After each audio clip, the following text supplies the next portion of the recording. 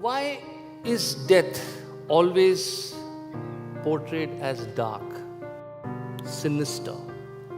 Why is there heaviness? Why is so much fear attached to it?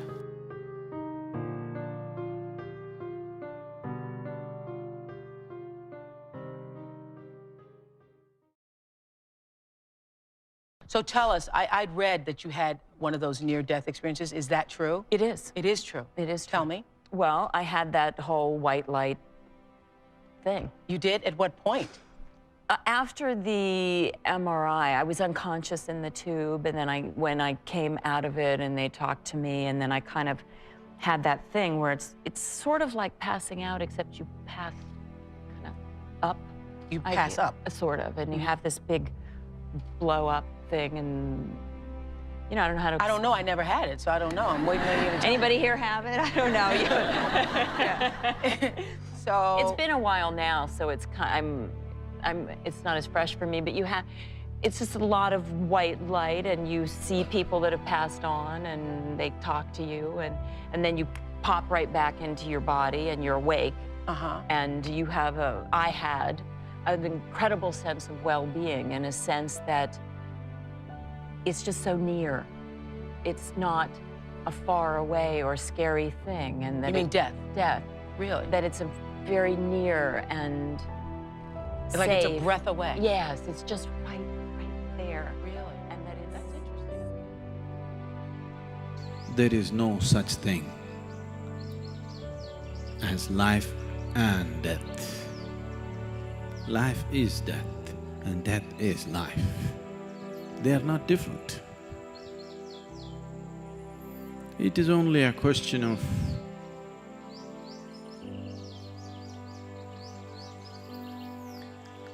the womb, the crawling out, growing up, taking the loan from the planet and putting it back.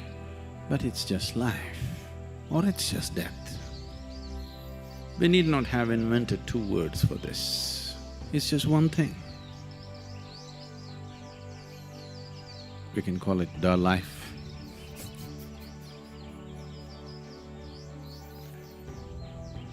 Because they're not two different things.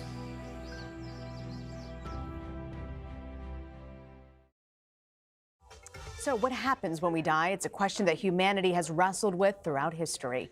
But a new study conducted by NYU may have found some answers. Probably the most interesting aspect of this is that a small group of them, not everybody, describes a sensation of actually separating from themselves and watching doctors and nurses trying to save their lives, except that they're clinically dead. In the AWARE study, Dr. Parnia looked at 2,000 cases. Using auditory tests, they timed consciousness for up to 5 minutes after the brain had shut down. 40% of people had a perception of having had awareness, which was phenomenally high. 10% of them had a classical near-death experience, and about 3% of them actually had full consciousness and awareness and could describe things. And in one man's case, with verifiable accuracy. He was able to recall details for up to 5 minutes of events that were charted exactly as had occurred, even though the brain shuts down within 2 to 20 seconds. So that was 5 minutes while he was flatlined? He was clinically dead, while that's he was right. Clinically that's dead. right, while he was dead, and his brain would not have been functioning. I want the theory of immortality to be a thought that we think about. From a theoretical standpoint, immortality is possible because you have immortality genes. So cancer cells, a lot of them are immortal in that sense because they produce telomere ACE, which is the chemical that lengthens telomeres. And so when we understand that 98.5% of our DNA is unused, and that it's a parts list, it's a library of possibilities. The combinations and sequences are endless. And I think that in those codes are codes for longer lives. I think there are codes for immortality. The essence of who I am, which is the essence of who you are, is indestructible. I know that directly on a feeling level, and you can also know it even if you talk to a physicist. He will tell you that energy never gets destroyed. It can only transform. Mm-hmm. So whatever it is that animates this physical form, at some point, whatever it is that animates this physical form is going to no longer animate this form. Both my parents died within a space of a few months. And I saw very clearly, each time I saw that my mother's body lying there. A few months later, I saw my father's body lying in the coffin. And I realized the form was still there, but the essence of that being was not present. So the essence of that being was never the form. It was gone. It was no longer there. And then when that which animates the form... The essence of that being was never the form. Was never. The essence of that being inhabited the form. Yes, because... And now it no longer inhabited the form. So you could see there was only a shell there. Right. And it's such a clear realization. Yeah, many people who've seen their loved ones in the casket see that. Yes. So that which was the life within that form was always invisible. All you could ever see was the form. Maybe you could sense the life within the form, but the life is always invisible. And the life ultimately has no form itself. And so you see, suddenly somebody dies, the essence is gone, the life within the form is gone.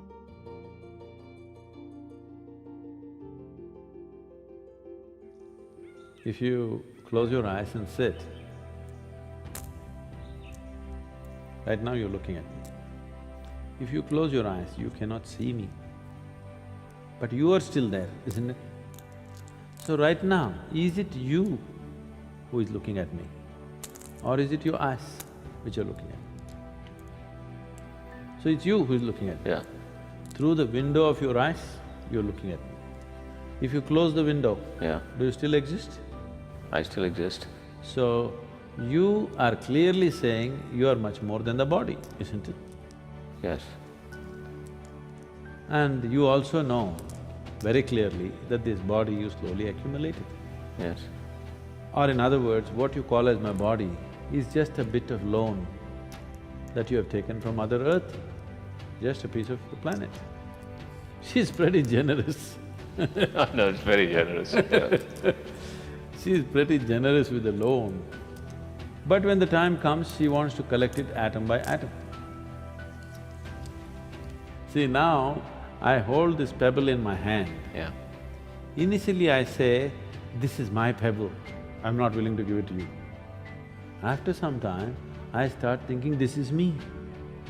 Now when the time comes that anyway this pebble is going to be taken from me, I am being terrorized because I am being taken away. You are not being taken away.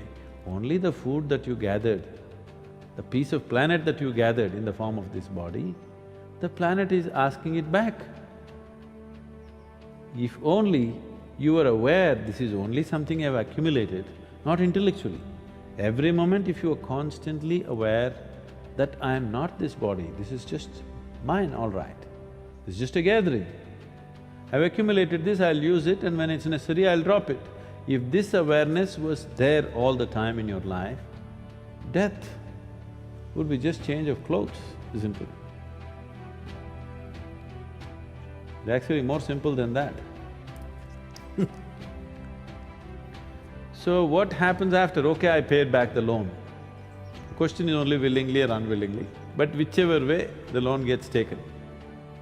Your body, as you know it, physical body, has to go to the earth because it belongs to the earth. But there is a subtler body, which is like a scaffolding. Only because the subtle body is there as a scaffolding, you can build this gross body. You eat a banana, it becomes body, you eat a piece of bread, it becomes body, you eat a brinjal, it becomes body, because there is a subtler scaffolding.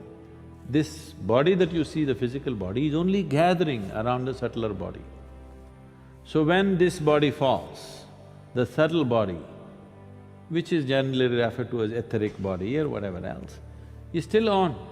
It still has some information. You are someone who truly believes you have lived past lives. Oh, no question. One of those past lives… Probably many in Atlantis. In Atlantis. So when you got off the plane, did it feel like going to any airport, or did something strike you? Struck me later. But let me just say, Matt, you know, when you get older, the short-term memory has its problems. I've got incredible long-term memory. Now it's going not only to my childhood this time around, it's going to other lifetimes a long time ago. Help me understand, because I've never actually asked you this. When you start to have these feelings or these thoughts connecting with a past life, are they subtle moments, or do they hit you like a brick? With me, it's subtle. It's kind of emotional picture facts. You know you've felt this somewhere else. By the way, I've had past life experiences in damn near every country I've been to, and you know I'm a guerrilla traveler.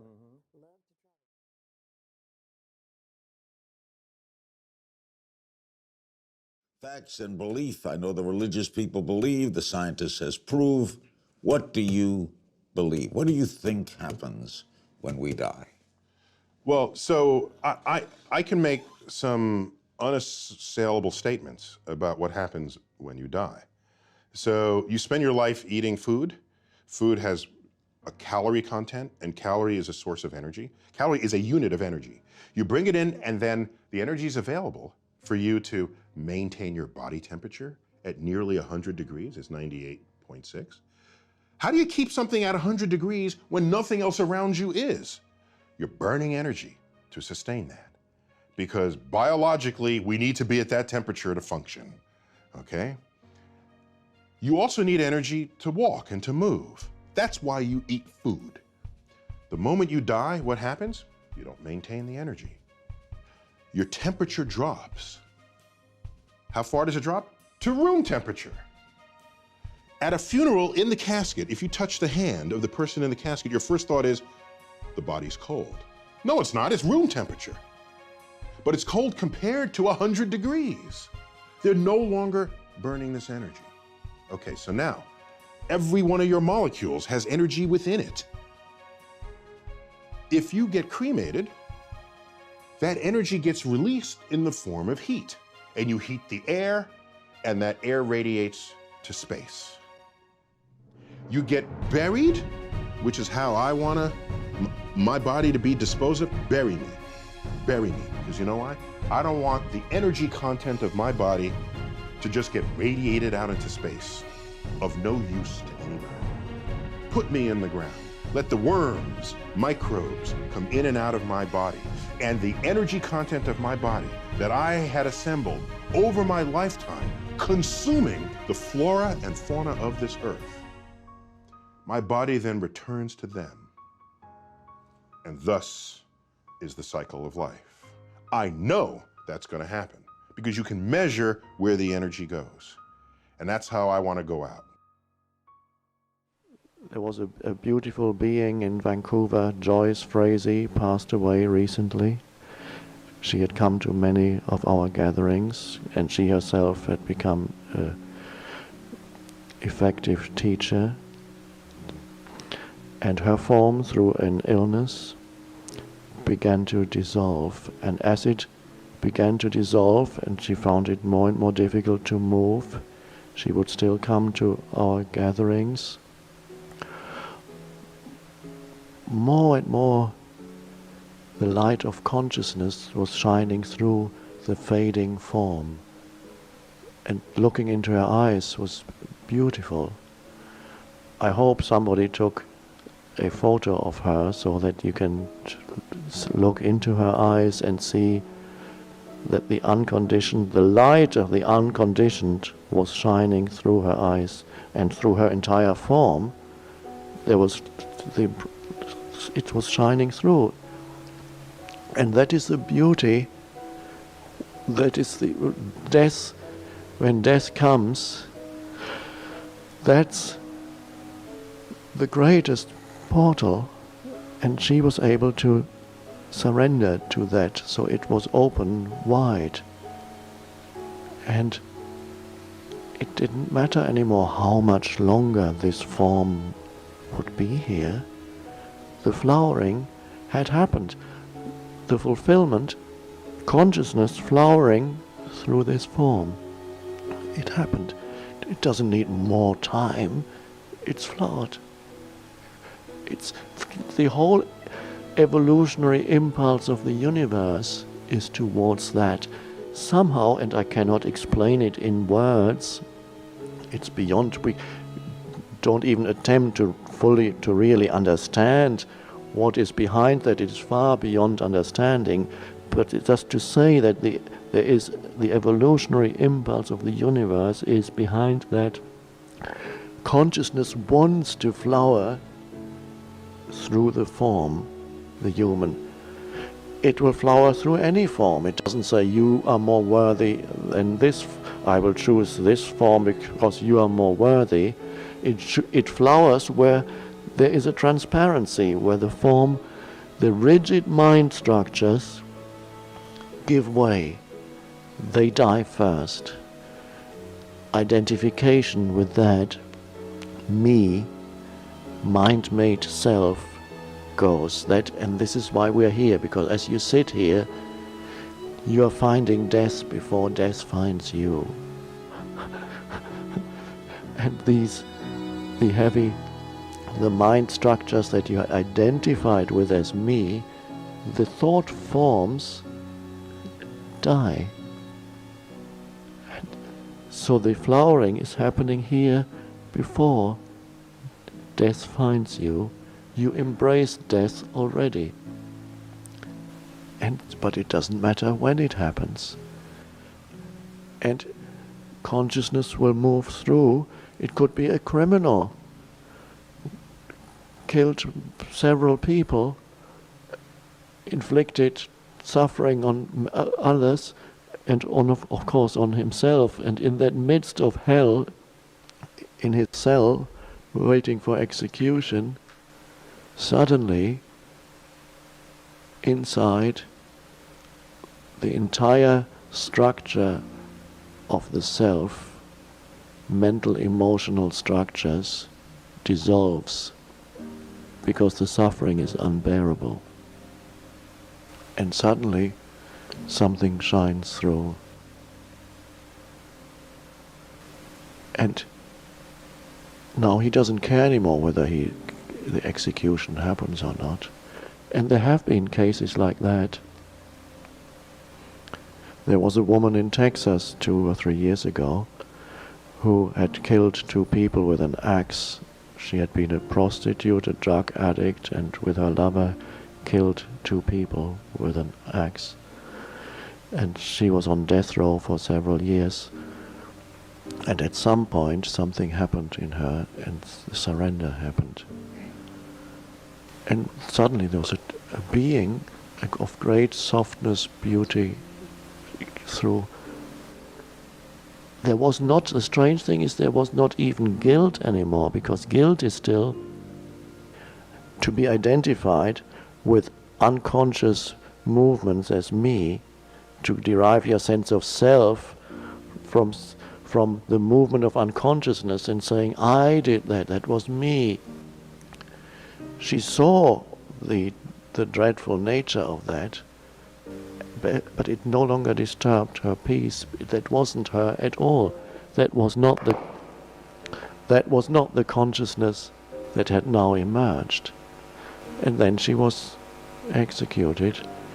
She interpreted it in a Christian sense, I believe, because that was her surrounding culture. When this happens, sometimes when people speak about it and tell others about what happened to them, they may use certain words that correspond to their language or culture. But when you look beyond the words, you will see that they all point to the same. And there are some of those to whom it happens who can't even speak about it. They just look at you, and you look at them. They may be uneducated, they may not have much to say, and yet you look and you see there's something that shines through that is deeper than a person, than any person could be. The personal dimension has given way to that. And so it is sacred when that happens. But so far it's been relatively few human beings to whom this has happened. No longer the case now. It is the destiny of all humans to go through that transformation. And then reincarnation. You want to come back now? So if there is substantial amount of information still stored, which is the karma, the karmic substance is still strong, then once, suppose you left out of feebleness of energy, that is, you became old, energies became feeble and it rested for some time. So this kind of life energy just rests for some time without too much activity. But suppose the energies did not become feeble, but you broke the body by accident or suicide, or somebody shot you in the head, or somebody broke your heart, whichever way you broke the body and you left, energies were still intense. Now, this will take a long time for it to become feeble without the body and the mind. If you had a regular body and a discriminatory mind, let us say you would have worked out your karma in the next 10 years and made the energies feeble. But now that you don't have a body, these 10 years may telescope into 1,000 years. So this is the reason always they told you should never die of suicide, you never should be murdered, accidental death is bad, because now your limbo situation is long, very, very long, because you have no discriminatory mind, we don't know which way you will roll, and the chances of finding another womb are very little because you're in a certain level of intensity you cannot find. So unless you come to the right level of intensity, you are not suitable to take on a new body. So if you died of old age, energies became feeble, everything is fine with your body, you went to bed and you never woke up. Such a person may get back into another womb within 48 hours. But a person who died by breaking his body, either by accident or otherwise, this person may take we don't know how long, depending upon what level of intensity and how much of the information is still there, unworked out.